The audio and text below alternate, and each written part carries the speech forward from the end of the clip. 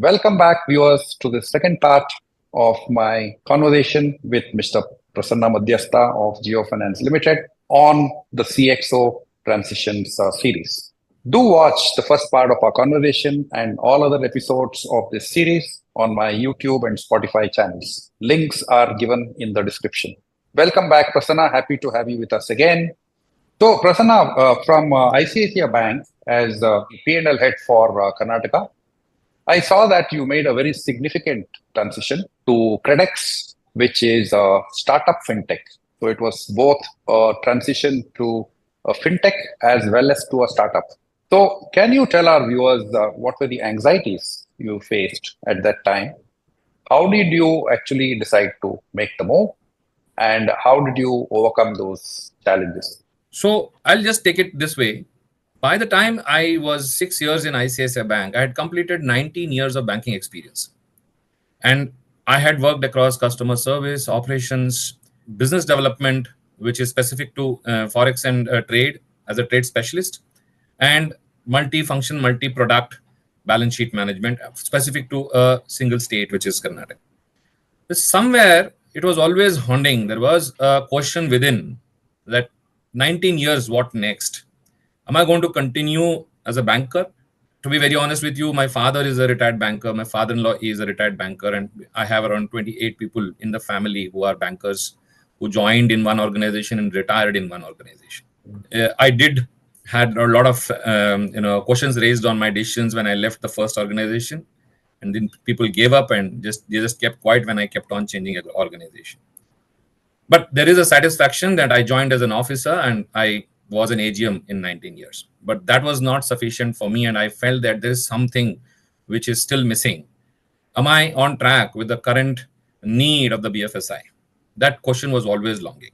So as a part of my role in ICICI Bank, I was also responsible and I took that personal interest to look at the business opportunities from the banking side in startup. That opened up my eyes to see that what kind of work is happening in startup. Few people, expertise, experience in BFSI industry or non-BFSI industry coming together, breaking that bureaucratic barrier, using technology, taking ideas to a reality, and raising funds and driving business, which is completely an entrepreneurial approach, which was just mushrooming then. It was just 1.5 year industry at that point of time. And as a part of my role into startup business, I was interacting with a lot of fintechs. And that's when it created interest to me when I met the promoters of Credex. And there was a calling happened. But then when this calling happened to Credex, before taking the decision, there was a lot of inertia within me while there was an aspiration to look at that business. Because of that, I spoke to my wife. I spoke to a couple of professional senior colleagues. I spoke to my mentors. Except my wife, everyone gave me 3 to 5 reasons why I should not take this role. And to be very honest with you, I just kept on noting down those reasons. And it was almost 26 unique reasons why I should not take up this assignment. 50-60% of questions were leading to the financial stability of me and my family. And that is when we took a call between me and my wife. Yes, we can manage next 1 year if things go worse without me working. If I don't take this, I may become a redundant banker. Tomorrow, I will just be a banker and I will also retire the way my relatives and people whom I have very close to have done this job. So this is when I took this call and I joined. Joining was exciting, but after joining, almost it took 4 to 5 months for me to seriously understand, is this going to happen for me? Acceptability for myself that I can achieve this was the biggest challenge, because I come from established organizations with a predefined processes. And here is an organization where we have to define process, we have to decide the product, and we have to deliver. Customer stakeholders whom I used to interact in my previous organization, I realized that it was because of my efforts. It was an eye-opener for me that it was also partially or majorly contributing because of the brand or the logo who I worked for. So these were challenges. And of course, acceptability of the team, building a team right from scratch and aligning to the growth, because when there are investors, there is always pressure. So slowly and steadily, step by step, question by question, I kept on answering, I kept on correcting. I unlearned a lot of things. I learned fresh. And that's when sixth month onwards, the kind of growth I have seen, I never looked back. 5 years was a stint in credits. When I joined, it was only an angel investment which had happened in the company.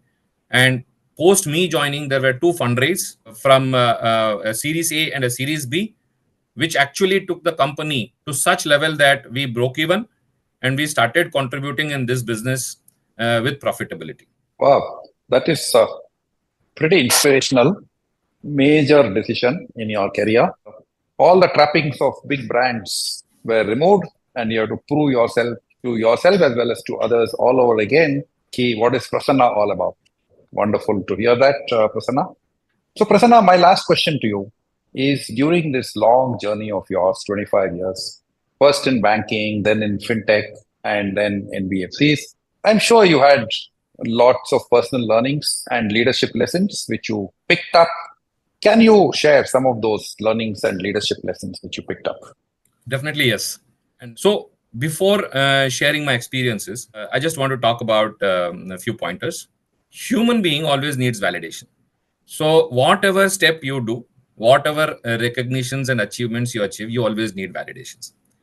So, a lot of things I have done, silly things I've done in my life, but important. I met a colleague of mine in Karnataka Bank, and we worked for 2 years, and then we parted. After almost 8 years, I happened to see that he is in ICICI Bank and I am also in ICICI Bank. Now, then it was always a feeling that, oh, he left as an officer. I also left an officer. There was 2 years different. What was he? What am I? So when I went to system and I saw he's also an AGM and I'm also an AGM. So what is this leading to? A rat race. If you get too much stuck in your head, then your growth stops. If you keep that to a validation, then it is gives you satisfaction and motivation. So the another point was that Citibank, there was a relationship manager. He was in a strong belief that I follow money. And I was a strong believer that I follow my career path, the learning and the achievement in career. Money is a byproduct. A strong arguments and debates used to happen, and we concluded because it was his last day, and we concluded on that day. We said that 10 years we don't contact, we be connected on LinkedIn, and at the 10th year, either you call me or I call you, and we exchange our CTC, and that calling happened, and you can't believe mine was 20% more than him, while when he left, his was 15% more than mine. So now I'm not saying that going behind money is wrong. I am saying that going behind career and going behind money both gives an equal impact of growth. But money is materialistic benefit. At times you tend to take wrong decisions because of money. And if you believe strongly in your career, and I believe that money is a byproduct. What helped me to be very serious and focused in my career progression? The first and foremost is never be in comfort zone, but for every move, give some time. And time is not 3 months or 6 months. Time is also not 1 year, but that's a gut feeling you should have. Learning is something should be continuous, and if it is not happening, then there is no growth. That's a signal. Believe in teams growth as a manager, because without that you will not grow. And take decisions what is required. Be tough when it is required, but at the same time be humble. Remember that you are dealing with human beings. Great, wonderful. So many rich learnings, Prasanna. Thanks so much for sharing those from your career and career transitions. And I'm sure my audience of senior leaders would certainly benefit from this conversation. I wish you the very best for your future journey at Jio Finance. Dear viewers, this ends my conversation with Mr. Prasanna Madhyasta, Head Sales and Business Development, Supply Chain Finance with Jio Finance. Great personal self-belief, going against the conventional wisdom, the advice that he received from so many people who had his best interest at heart, but he went against that and proved that inner conviction is what matters more. Do join us in a few days for my next dialogue with another top leader. Thank you so much. Dear viewers, if you found value in this video, support us by clicking the like button, share it with your colleagues, and press the bell icon to to subscribe to my channel. I eagerly await your thoughts on this video in the comment section below. Thank you for watching.